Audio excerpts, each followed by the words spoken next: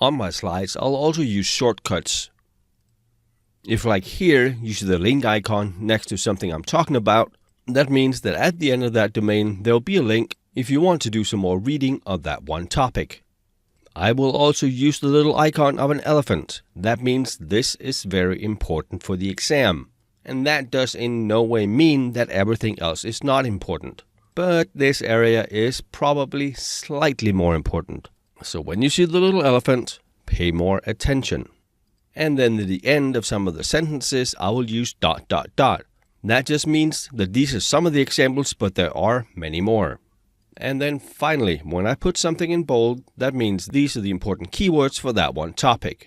If we take the example here of COSO, the Committee of Sponsoring Organizations, you can see COSO and goals and entire are in bold.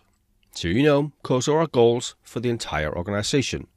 And I do to a large extent on the links use Wikipedia, because Wikipedia pages normally stay there for years. Whereas if I refer to a blog post, a news posting, or something on some other website, that might get taken down, or the site structure might change. So to ensure that all the links are actually live still, I mostly use Wikipedia.